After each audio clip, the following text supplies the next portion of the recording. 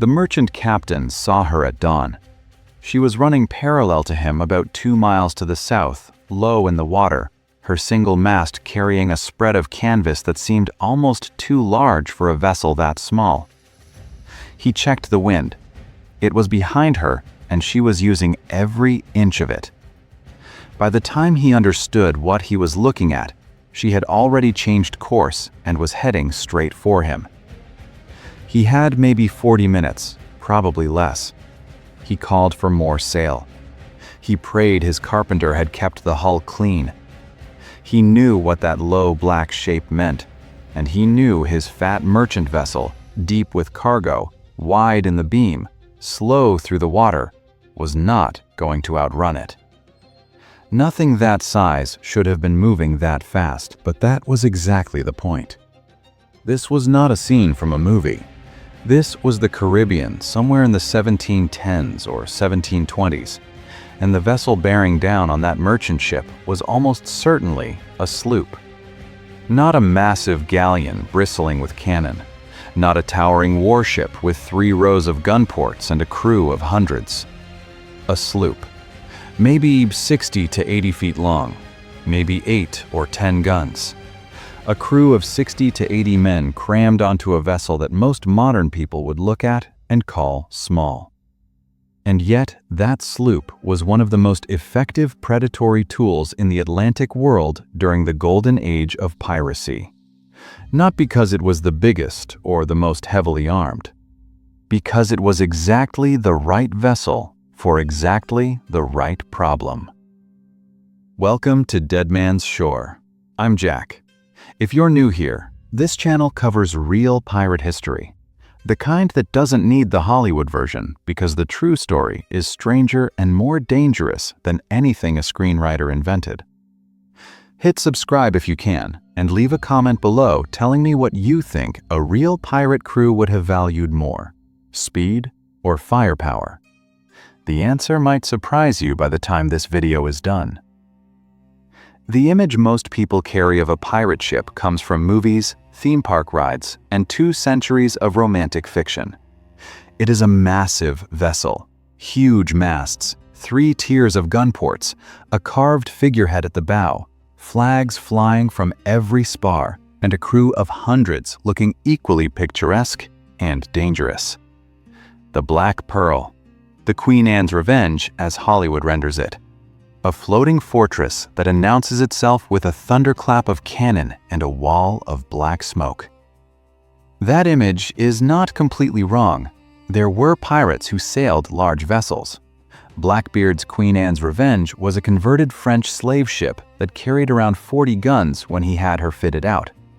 Bartholomew Roberts, arguably the most productive pirate of his era by any measure of ships taken, eventually commanded a 40-gun ship called the Royal Fortune.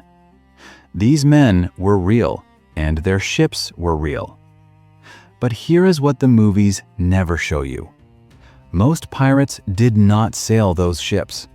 Most pirate voyages were carried out on vessels that were small, fast, and built for one specific purpose. And even the famous captains who eventually worked their way up to larger prizes often started on small sloops, kept sloops as companion vessels throughout their careers, and abandoned large captures the moment they became more trouble than they were worth. The romantic galleon is the exception. The sloop, the schooner, the brigantine, the small armed vessel moving fast through shallow water, that was the rule. To understand why, you need to think about what piracy actually required as a practical operation. Forget the romance. Think of it as a problem in logistics and applied violence. A pirate crew needed to find merchant ships. They needed to catch them. They needed to take them without destroying the cargo in the process. They needed to escape any naval vessel that came looking for them afterward. They needed to find places to hide, repair their ship, take on food and water, and convert what they had stolen into money and supplies. Every single one of those requirements pushed toward the same kind of vessel. Small, fast, shallow in the water. easy to work with a reduced crew, able to go where large warships could not follow. Let's start with the chase, because the chase is where everything either works or falls apart. A merchant ship in the early 18th century was built for cargo. Its hull was wide, round-bottomed, and deep. It sat low under a full load, which meant it pushed a great deal of water aside as it moved. That cost speed. Merchants needed their ships to carry as much as possible because profit came from cargo volume, not from fast passages. So most merchant vessels were slow. Not all of them, not in every wind condition, but as a general rule, a heavily loaded merchant brig was not a racing vessel. A purpose-built pirate sloop, running light, with a crew who knew exactly how to trim every inch of sail, could in good conditions make 11 or 12 knots. A loaded merchant brig might manage 6 or 7 under good sail. That gap in speed was not just a tactical advantage for pirates. It was the entire foundation of their business model. And this is where the Bermuda Sloop deserves its own moment. If there was one piece of shipbuilding that shaped the golden age of piracy more than almost anything else, it might be that single design coming out of the British colony of Bermuda. Bermuda sloops were built light, with a long, shallow hull and a sail area that was very large relative to the size of the vessel. They were fast off the wind and reasonably nimble across it. And they were everywhere in the Caribbean and along the North American coast by the early 1700s. Pirates loved them. Merchants used them for fast mail and light cargo runs. Royal Navy officers begrudgingly admitted they were difficult to catch in the right conditions. Bermudian shipbuilders had developed this design over generations of working in an island environment where speed across open water was simply how you stayed in business. But speed was only one layer of the advantage. The other layer was draft, which is how deep a vessel sits in the water. A large warship, a fourth or fifth rate vessel of the Royal Navy with 40 to 60 guns, needed deep water to float. It could not navigate shallow coastal inlets. It could not follow a small vessel into the maze of keys and sandbars that covered the Bahamas banks. It could not enter the rivers and shallow reaches of the Carolina coast. It could not careen on an open beach without a proper harbor facility. These limitations were not minor inconveniences for a naval commander. They were strategic walls, and pirates built their entire survival geography around them. Nassau, in the Bahamas, was the heart of pirate activity during the peak years from roughly 1713 to 1718. And one reason Nassau worked as a pirate base was not just the governor's incompetence or the colonial government's corruption, though both of those helped. It was the water around it. The Bahamas banks are some of the most intricate, shallow water sailing environments in the Atlantic. The channels pirates knew by memory were invisible to deep-drafted naval vessels without a local pilot. A pirate sloop could slip through passages that a Royal Navy frigate couldn't follow without running hard aground. The geography itself was a defensive wall that no cannon could knock down. Think about what that meant on a practical daily basis. You are a Royal Navy captain in 1715. You have orders to suppress piracy in the Caribbean. You have a solid ship with 32 guns, a crew of around 220 men, and the full authority of the crown behind you. You spot a pirate sloop off the Bahamas. She sees you, turns, and runs for the nearest bank. You pursue. Within an hour, she is in 3 fathoms of water, and you are looking at a sandbar that will tear the bottom off your ship if you go another 100 yards.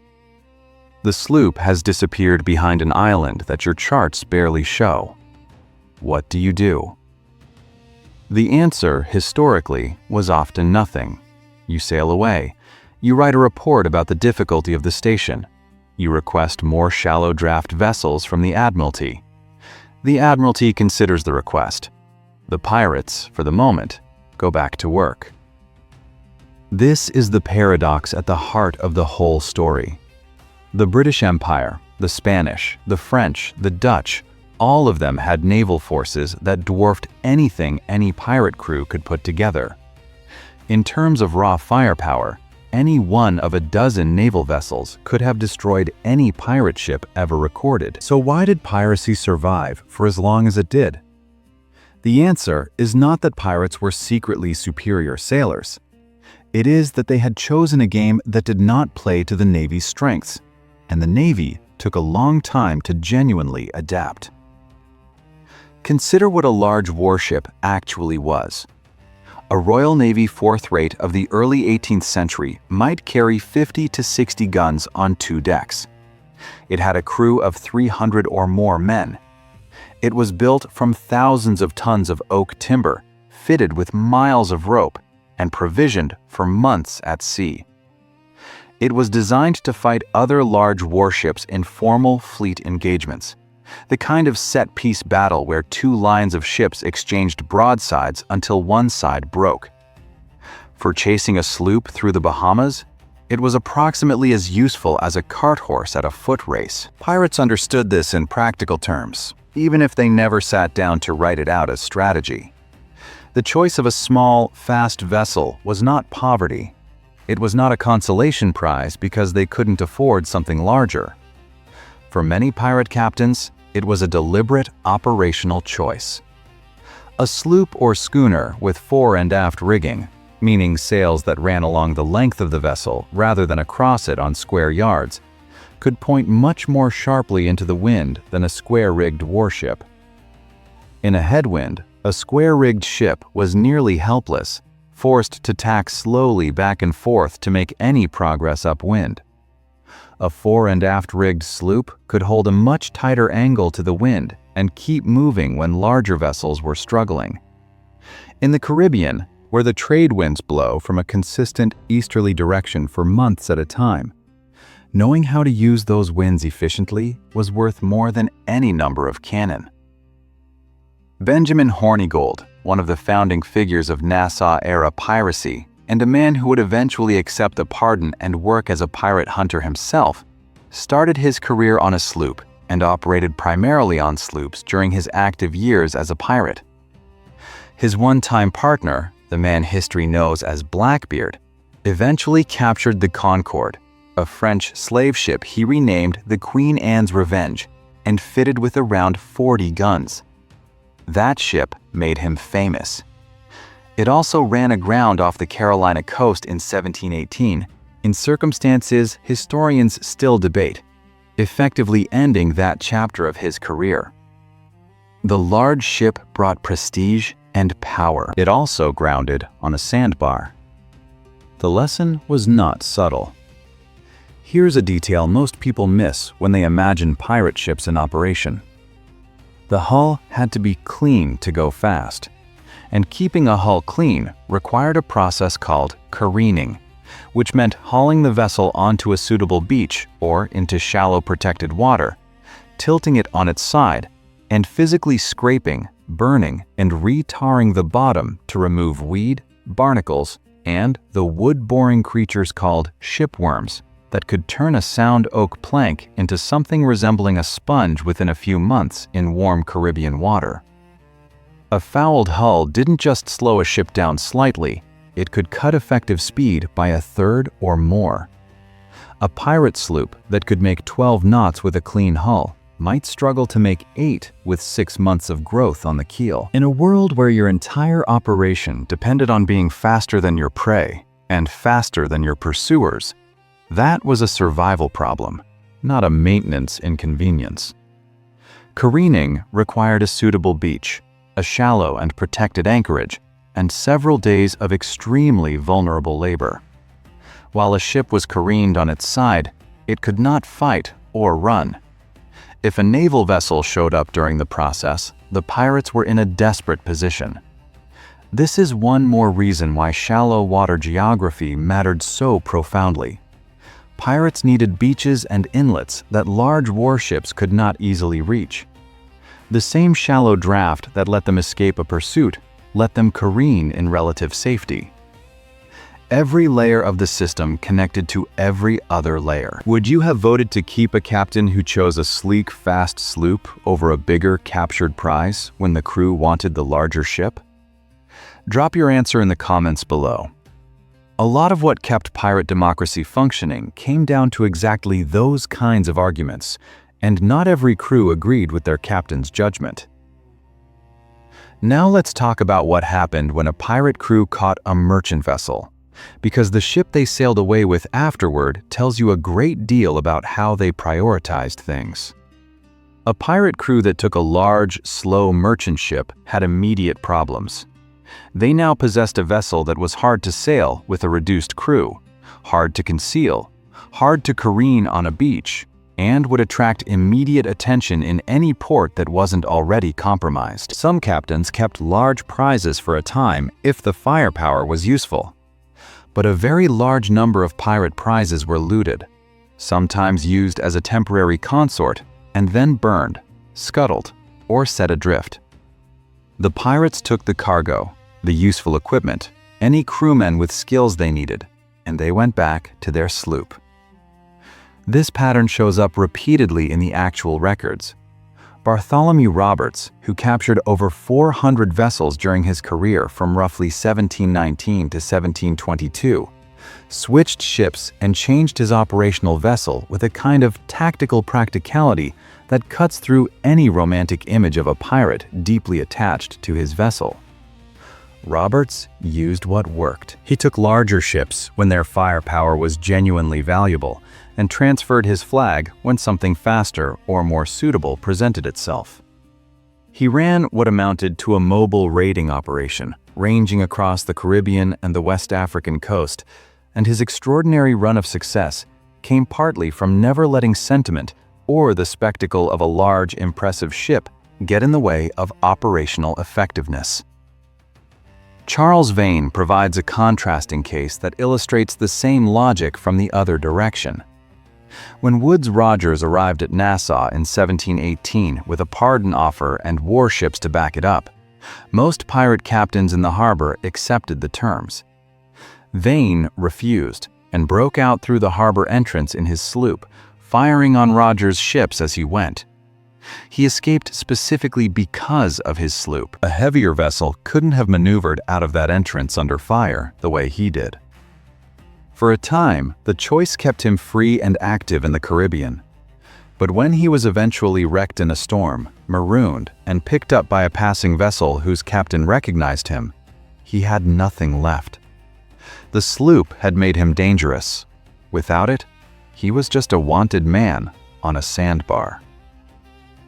The psychological dimension of the pirate sloop is something historians have paid more attention to in recent years, and it deserves careful consideration because it was a genuine operational tool.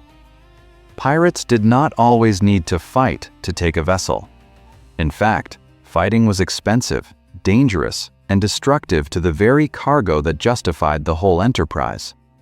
What they needed was to convince the crew of a merchant ship that resistance was pointless. A sloop bearing down under full sail, a large crew visible on deck, and a black flag at the masthead was delivering a very clear message. That message was, "We are fast enough to catch you. We have enough men to board you.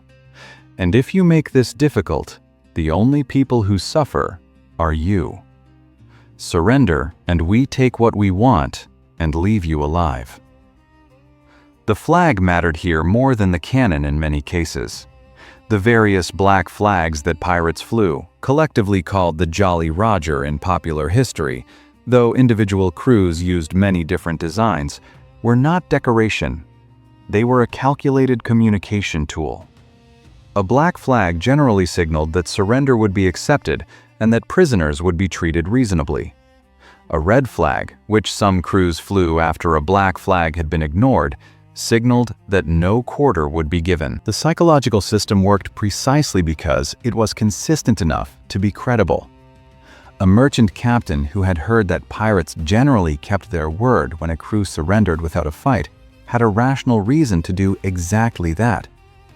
The reputation for relative restraint toward cooperative merchants was itself a weapon. and a fast-closing sloop could deploy that weapon far more effectively than a distant warship could. But let's be honest about what this looked like from the merchant's side. The captain and crew were not watching a theatrical performance. They were watching armed men on a vessel that had been specifically designed and maintained to catch them, that could sail closer to the wind than almost anything else on the water in those conditions, and that could put 60 or more fighters on their deck before most of them could arm themselves properly. The sloop was a physical argument. Its design, its sail plan, its shallow draft, its speed, every feature communicated one single message before a single gun was fired. And that message was that the practical mathematics of this situation were not in the merchant's favor. Now consider what happened when the Navy finally started adapting, because the end of the golden age of piracy is in large part a story about institutional learning. Part of that learning was recognizing that you needed different vessels for different tasks. When Woodes Rogers came to Nassau in 1718, he didn't come exclusively with ships of the line. He came with a combination of vessels, including armed sloops capable of operating in the same shallow waters pirates used. The Navy began commissioning shallow draft vessels specifically for anti-piracy work. They began using local pilots to navigate the Bahamas banks. They started stationing vessels along known pirate routes rather than simply sailing large warships through open water hoping to get lucky. The campaign against Blackbeard in November of 1718 is one of the clearest examples of this adaptation in practice. Virginia's governor, Alexander Spotswood, organized the expedition himself because he understood that waiting for a proper deep-drafted warship would likely fail. He hired two sloops, the Jane and the Ranger, both shallow draft vessels that could operate in the same waters Blackbeard used. Lieutenant Robert Maynard took both sloops into Ocracoke Inlet, a shallow North Carolina anchorage that Blackbeard had used for months precisely because larger vessels couldn't navigate it safely. The final engagement was brutal, fought at close quarters on the deck of Blackbeard's sloop, the Adventure, and Blackbeard died there. The strategic lesson mattered for the long term. The Navy had learned that you fought a shallow water pirate with shallow water vessels. Bartholomew Roberts was eventually caught in 1722 by Captain Challoner Ogle, commanding the Swallow, a 50-gun fifth rate. But Ogle didn't catch him through raw firepower in open water. He caught him through intelligence and patience, waiting for a moment when Roberts' crew was exhausted after long months at sea. Roberts died early in the engagement, and his crew was taken to Cape Corso Castle, where 52 of them were tried and the majority executed. The Swallow was bigger and heavier than anything Roberts sailed, but Ogle used it like a careful hunter, not like a warship looking for a formal line engagement. He adapted to the pirates' game instead of trying to win a different one. The Hollywood version tells you that pirate captains were absolute rulers of their ships, kings of the sea with total authority over their crews. The reality was that pirate captains were elected, could be voted out, and held their authority through demonstrated competence rather than rank. That democratic structure had a direct relationship with the choice of vessel. A pirate captain who wanted to keep his position needed to keep the prizes coming. Choosing a slow, hard-to-maintain large vessel when a faster sloop would do the job better was the kind of decision that could get a captain removed at the next crew meeting. The articles governing most pirate crews rewarded practical success. A fast ship that caught prizes and escaped pursuit was practical success made visible. Bartholomew Roberts' articles, the written code of conduct that governed his crew, included a level of practical detail about how the ship was to be operated and how the crew was to behave. Lights were out by 8 in the evening. Musicians could rest on Sundays. Each man had a vote in important decisions affecting the whole crew. These rules existed because a small, fast ship with 60 to 80 armed men needed those men to function well together, The sloop was not just a physical object, it was a social environment that had to remain functional in order for the whole operation to survive. A crew that stopped functioning was a dead crew. The whole picture that emerges from the actual record is of a predatory economy specifically and carefully adapted to the gaps in imperial naval power. Pirates didn't choose small, fast ships because they couldn't do better. They chose them because in the specific environment where they operated, in the shallow banks and coastal inlets of the Caribbean, along the river mouths and barrier islands of the North American coast, in the familiar channels of the Bahamas, that size and that draft and that speed were exactly what the situation demanded. Every feature of the vessel solved a specific operational problem. The shallow draft solved the pursuit problem. The speed solved the chase problem. The fore and aft rigging solved the maneuverability problem. The small crew requirement solved the provisioning problem. The easy careening on open beaches solved the maintenance problem. Nothing about it was accidental. If you've made it this far and you want more real maritime history, subscribe to Dead Man's Shore. There is a lot more on this channel about how the real pirate world actually functioned, and most of it is stranger and grimmer and more interesting than any movie has managed to show. So return for a moment to that merchant captain at the start of this story. Dawn on the Caribbean. A low black hull and too much canvas coming toward him fast across the water. What he was seeing was not just a ship. He was seeing a system built from generations of shipbuilding knowledge in Bermuda and the Bahamas, from the Caribbean's geography of shallow banks and hidden passages, from crew articles that kept 60 or 70 armed men functional enough to sail and fight together, from the psychological weight of a reputation enforced by a black flag and the memory of captains who had made the same argument to the same kind of merchant before him. The sloop was the visible part. The system was everything beneath the waterline.